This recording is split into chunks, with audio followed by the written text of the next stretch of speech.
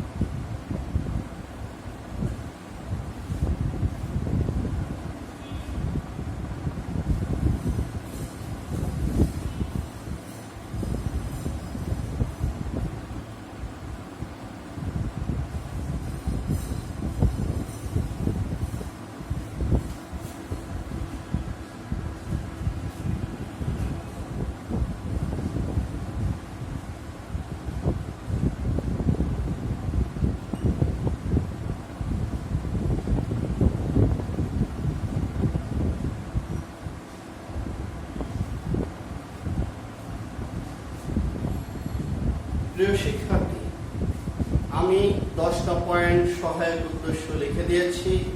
তোমরা প্রত্যেকটা পয়েন্ট খাতায় লিখবে, আর আমি আলোচনা করে দিচ্ছি। প্রত্যেকটা পয়েন্ট নিয়ে বিস্তারিত আলোচনা করতেছি। আশা করি তোমরা মন দিয়ে আমার আলোচনাটা শুনলে তোমরা উদ্দেশ্যগুলো বুঝতে পারবে। আসলে অনেক স্টুডেন্ট আছে যারা এখন থিওরি পড়তে চায় না, কিন্তু তোমাদের মনে রাখতে হবে অবজেক্টিভ কিন্তু থিওরি থেকে আসবে।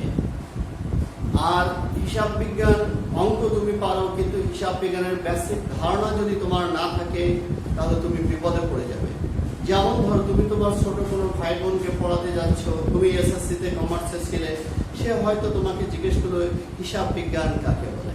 তুমি হিসাব বিজ্ঞানের উত্তরটা দিতে পারলে না, এটা তোমার জন্য কিন্তু সংজ্ঞাটা দিতে পারলে না, এটা তোমার জন্য কিন্তু দুঃখজনক। তাহলে শেখার মতন শিখতে হবে, এটা আমার অনুরোধ। তোমরা অনেকেই মনে করো ঠিক আছে অবজেক্টিভ পরে পড়ে দেবো, আসলে পরে আর পড়া হয় না। তোমরা এখন থেকে বই রিডিং পড়া শুরু করো। গুরুত্বপূর্ণ লাইনগুলো তোমরা দাগায় ফেলবে, লাল কালি বা নীল কালি অন্য কালারের কলম ইউজ করবে, যাতে করে মার্কিং পয়েন্টটা তুমি ভালো করে বুঝতে পারো। এইভাবে তুমি চলবে, আশা করি তোমার ভালো ফল হয়ে আসবে ইনশাআল্লাহ। তা যাই হোক, আমরা এখন এইখানের প্রত্যেকটা পয়েন্ট নিয়ে এখন আমি আলোচনা করব। প্রথম পয়েন্ট আমি লিখছি দেনা পাওনা নিষ্পত্তি। লিখছি দেনা পাওনা নিষ্পত্তি। আসলে দেনা এবং পাওনা, আমরা আমাদের ব্যবসা প্রতিষ্ঠানের কাছে কোনো ব্যক্তি বা প্রতিষ্ঠান যে টাকা পাবে সেটা আমাদের দেনা বা দায়। তাহলে আমি কি বললাম, আমাদের ব্যবসা প্রতিষ্ঠানের কাছে কোনো ব্যক্তি বা প্রতিষ্ঠান যদি কোনো টাকা পায় সেটা আমাদের একটি দায়। আর আমরা যদি কারো কাছে কোনো টাকা পাই সেটা আমার পাওনা, সেটা আমার একটা সম্পদ। কোনো ব্যক্তি বা প্রতিষ্ঠানের কাছে আমরা মনে করি ধারে পণ্য বিক্রয় করেছি, তাহলে ধারে পণ্য বিক্রয় করলে আমরা ওই ব্যক্তির কাছে টাকাটা পাবো, তাহলে এটা আমার একটা পাওনা, এটা আমার একটা সম্পদ। তাহলে সঠিকভাবে হিসাব সংরক্ষণ যদি আমরা করি, একটি নির্দিষ্ট সময়ের ভিতরে আমি কার কাছে কত টাকা পাবো এবং আমার কাছে কে কত টাকা পাবে, এর সঠিক চিত্র আমরা পেয়ে যাবো ইনশাআল্লাহ। এই সঠিক চিত্র যদি আমরা পেয়ে যাই, তাহলে আমরা পাওনা টাকা আদায়ের জন্য যেমন তাগিদ দিতে পারবো এবং পাওনা টাকাগুলো আদায় করতে পারবো, ঠিক তেমনি ভাবে আমাদের কাছে যে সমস্ত ব্যক্তি বা প্রতিষ্ঠান টাকা পাবে এবং কত তারিখের মধ্যে তাদের দেওয়ার কথা আছে, সেই তারিখ অনুযায়ী আমরা তাদেরকে অর্থ প্রদান করতে পারবো। তাহলে এটা কেবলমাত্র সম্ভব হবে সঠিক হিসাব সংরক্ষণের মাধ্যমে। সঠিকভাবে যদি তুমি হিসাব সংরক্ষণ না করো, তাহলে তুমি সঠিকভাবে সঠিক সময়ে দেনা পরিশোধ করতে যেমন পারবে না, তেমনি পাওনাও আদায় করতে পারবে না। তবে সঠিক হিসাব সংরক্ষণের মাধ্যমে হিসাবের এই গুরুত্বপূর্ণ উদ্দেশ্য পালিত হয়। একটা ব্যবসা প্রতিষ্ঠানের খুবই গুরুত্বপূর্ণ বিষয় দেনা পাওনা পরিশোধ। এর পরের পয়েন্টে আসি, প্রিয় শিক্ষার্থী, জালিয়াতি প্রতিরোধ। জালিয়াতি প্রতিরোধ হচ্ছে তুমি যদি সঠিক নিয়মে হিসাব সংরক্ষণ না করো, মানে দুতরফা দাখিলা পদ্ধতিতে যদি হিসাব সংরক্ষণ না করো, তাহলে কি হবে? তাহলে তোমার ব্যবসা প্রতিষ্ঠানের দুর্নীতিতে ভরে যাবে। সঠিক হিসাব সংরক্ষণ না করলে তুমি কোনো রকম জাল জুয়া চুরি উদ্ঘাটন করতে পারবে না। তাহলে জালিয়াতি প্রতিরোধের জন্য আমাদের অবশ্যই সঠিকভাবে হিসাব সংরক্ষণ করা প্রয়োজন এবং এটাও হিসাব বিজ্ঞানের একটি উদ্দেশ্য। থার্ড আমরা লিখছি ব্যয় নিয়ন্ত্রণ। ব্যয় নিয়ন্ত্রণ একটি ব্যবসায়ের খুবই গুরুত্বপূর্ণ শব্দ। এই ব্যয় নিয়ন্ত্রণ যদি একটা ব্যবসা প্রতিষ্ঠান যদি করতে না পারে, তাহলে সে ক্ষতির দিকে যাবে, এটার সম্ভাবনা খুব বেশি। তাহলে ব্যয় নিয়ন্ত্রণ কিভাবে করা সম্ভব?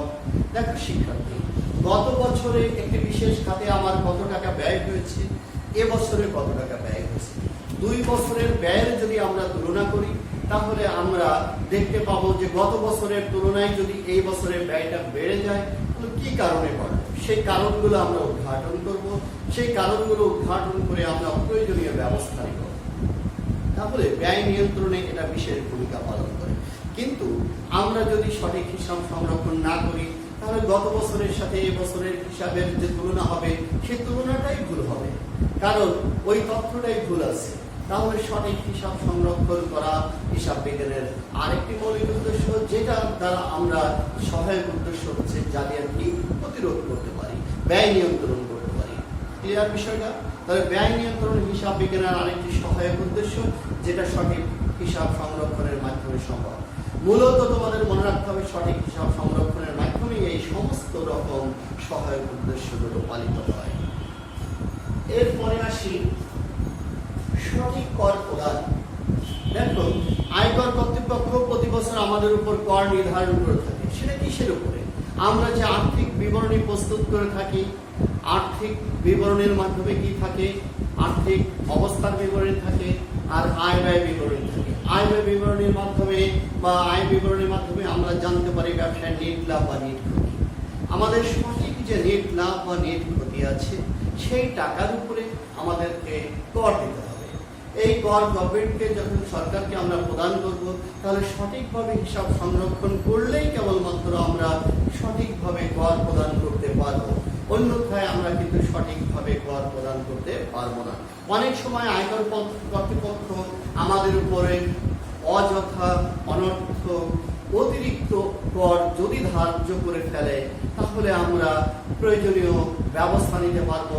আয়কর কর্তৃপক্ষের বিরুদ্ধে আমরা মামলা করতে পারবো এবং আমরা সঠিক হিসাব যদি প্রদর্শন করতে পারি, তাহলেই কেবলমাত্র আয়কর কর্তৃপক্ষ আমাদের প্রস্তাব মেনে নিয়ে আয়কর সঠিকভাবে নির্ধারণ করতে পারবে। তাহলে সঠিক হিসাব সংরক্ষণের কোনো বিকল্প নাই। না হলে আয়কর কর্তৃপক্ষ আমাদের উপরে অতিরিক্ত কর আরোপ করলে আমাদের কিছুই করার থাকবে না। তাহলে কেবলমাত্র সঠিক হিসাব সংরক্ষণ করলেই আমরা এই ছাড় পাবো, আয়কর কর্তৃপক্ষকে সঠিক কর দিতে পারবো, সরকারও বঞ্চিত হবে না, আমরাও ক্ষতিগ্রস্ত হব না।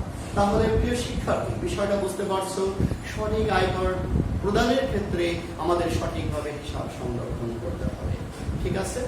আচ্ছা, এরপরে আমরা আসি জবাবদিহিতা ও মূল্যবোধ। জবাবদিহিতা, একটি খাতে ব্যয় হয়েছে, মনে করো যাতায়াত খাতে, এখান থেকে তুমি মতিঝিল যাবে। মতিঝিল যেতে মনে করো যে সিএনজিতে তোমার 200 টাকা ভাড়া। এখন এখানে যদি কেউ 500 টাকা দেখায়, তাহলে তুমি সাথে সাথে হিসাব সংরক্ষণের মাধ্যমে তুমি ধরতে পারবে এর আগের ডেটে সিএনজি ভাড়া ছিল 200 টাকা, আজকে কেন 500 টাকা। তাহলে জবাবদিহিতা কেবলমাত্র এই হিসাবটাই, যাতায়াত খরচ হিসাবটা সংরক্ষণ করলেই সম্ভব। কিন্তু যাতায়াত খরচের হিসাবটা যদি আমরা সংরক্ষণ না করতাম, তাহলে কি এটা সম্ভব হতো? না, সম্ভব হতো না প্রিয় শিক্ষার্থী। তাহলে আমাদের এই সঠিক হিসাব সংরক্ষণের মাধ্যমে জবাবদিহিতার প্রশ্ন আসলো। ঠিক মূল্যবোধ, যখনই একজন কর্মচারী বা কর্মকর্তা জবাবদিহিতার সম্মুখীন হচ্ছে, তখন তার ভিতর মূল্যবোধ আসতেছে। মূল্যবোধ হচ্ছে সঠিক বিবেক, কোনটা ভুল, কোনটা সঠিক, কোনটা ন্যায়, কোনটা অন্যায়, এটাই হচ্ছে মূল্যবোধ। কোনটা পাপ, কোনটা পুণ্য, এটাই হচ্ছে মূল্যবোধ। এই বিবেকের যে তাড়না, যে পাপ পুণ্যের যে তাড়না, অন্যায় ন্যায়ের যে তাড়না, এটাই হচ্ছে মূল্যবোধ। তাহলে এই মূল্যবোধ সৃষ্টিতে ওই হিসাব বিজ্ঞানের ভূমিকা অনস্বীকার্য। যেমন জবাবদিহিতা সৃষ্টিতে আমাদের ভূমিকা রয়েছে হিসাব বিজ্ঞানের, ঠিক তেমনি ভাবে মূল্যবোধ সৃষ্টিতে হিসাব বিজ্ঞানের উদ্দেশ্য রয়েছে। ঠিক আছে? এরপরে আমরা আসি সম্পদের উপর নিয়ন্ত্রণ। আমরা সম্পদের উপর নিয়ন্ত্রণ করতে পারবো যদি কেবলমাত্র সঠিক হিসাব সংরক্ষণ করতে পারি। আমাদের যদি সম্পদের যে দায় বেশি হয়ে যায়, তাহলে আমাদের প্রতিষ্ঠান ক্ষতির দিকে চলে যাবে। তাহলে আমরা সঠিকভাবে হিসাব সংরক্ষণ, যেমন তোমরা জানো, যারা কমার্স থেকে, বিশেষ করে ব্যবসা শিক্ষা শাখা থেকে আসছো, আর্থিক অবস্থার বিবরণী তোমরা তৈরি করেছো। তোমরা দেখেছো ওখানে সম্পদ এবং দায়ের ব্যাপারটা। আমাদের যদি ঋণের পরিমাণ বেড়ে যায়, সম্পদের পরিমাণ যদি কমে যায়, তাহলে প্রতিষ্ঠান ক্ষতিগ্রস্ত হবে। তাহলে সম্পদের উপরে আমাদের নিয়ন্ত্রণ রাখতে হবে প্রিয় শিক্ষার্থী। এরপরে আমরা আসি বিরোধ মীমাংসা। বিভিন্ন, যেমন আমরা একটু আগে বললাম, আয়কর কর্তৃপক্ষের সাথে আমাদের মামলা হতে পারে যদি তারা আমাদের উপর অহেতু বা ভুল করে যদি অতিরিক্ত কর আরোপ করে থাকে বলে আমাদের মনে হয়, তাহলে আমরা সেই নিষ্পত্তি করতে পারবো। আবার একজন দেনাদার পাওনাদারের সাথে মীমাংসা করতে পারবো। তাদের সাথে আমরা সঠিকভাবে হিসাব সংরক্ষণ করলে কেবলমাত্র তাদের আমরা দেখাতে পারবো যে দেখো, আমি তোমাদের কাছে এত তারিখে, যেমন ধরে নাও যে 15 তারিখে আমরা 50,000 টাকার মাল বাকিতে বিক্রি করেছি, তাহলে তার কাছে আমাদের ডকুমেন্ট আছে। সেই ডকুমেন্টের ভিত্তিতে তার সাথে আমরা বসতে পারবো এবং তার সাথে আমরা মীমাংসা করতে পারবো যে না ভাই, তুমি আমাদের টাকাটা দিয়ে দাও, তোমার 5 তারিখে দেওয়ার কথা, পরের মাসের তুমি 5 তারিখ আজকে হয়ে গেছে, তাহলে তুমি টাকাটা দিয়ে দাও। তাহলে বিরোধ নিষ্পত্তিতে সঠিক হিসাব সংরক্ষণ করাও খুবই জরুরি।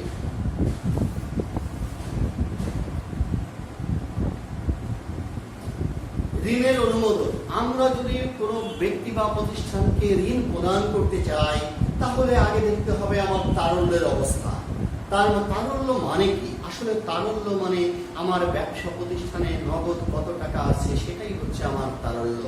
তাহলে প্রিয় শিক্ষার্থী, আমার নগদ টাকা যদি আমার অনেক থাকে, পর্যাপ্ত পরিমাণ থাকে, তাহলে কেবলমাত্র আমি ঋণ প্রদান করতে পারবো, অন্যথায় আমি ঋণ প্রদান করতে পারবো না।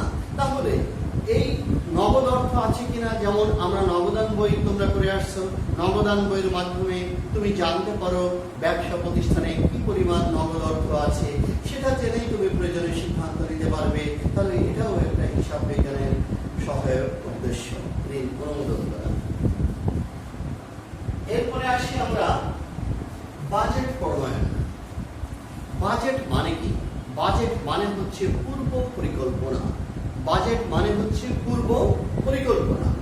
আগামী বছর আমাদের ব্যবসা প্রতিষ্ঠানকে কিভাবে পরিচালিত করব এবং কোন কোন খাতে কত টাকা ব্যয় করব, কোন কোন উৎস হতে আমাদের টাকার আগমন ঘটবে, অর্থাৎ হচ্ছে অর্থ সংস্থান করব, সেই বিষয়টার হচ্ছে পূর্ব পরিকল্পনা করতে হবে। পূর্ব পরিকল্পনা করে আয় ব্যয় নির্ধারণ করে যাবতীয় বিষয় নিয়ে যে পূর্ব পরিকল্পনা করে যে বিবরণীটা প্রস্তুত করতে হবে, সেটাই হচ্ছে বাজেট। তার মানে আগাম চিন্তা ভাবনা। এই আগাম চিন্তা ভাবনা করতে আমাদের সহায়তা করবে সঠিক হিসাব সংরক্ষণ। গত বছরের বাজেট দেখে আমরা এই বছরের বাজেটের ভিত্তি প্রণয়ন করতে পারবো। আমরা গত বছরের বাজেট কতটুকু উন্নত করতে পারছি, কতটুকু সফল হয়েছি, সেটার ভিত্তিতে আগামী দিনের বাজেটটা আমরা পরিকল্পনা করব এবং আর্থিক বিবরণের ভিত্তিতে আমরা প্রস্তুত করব নতুন বাজেট। ঠিক আছে? তাহলে বাজেট মানে হচ্ছে পূর্ব পরিকল্পনা, যে পরিকল্পনার মাধ্যমে একটি ব্যবসা প্রতিষ্ঠানের সঠিক দিক নির্দেশনা দেওয়া সম্ভব। ঠিক আছে? এরপরে আসে গাণিতিক শুদ্ধতা যাচাই। হিসাব বিজ্ঞানের আরেকটি সহায়ক উদ্দেশ্য হলো গাণিতিক শুদ্ধতা যাচাই।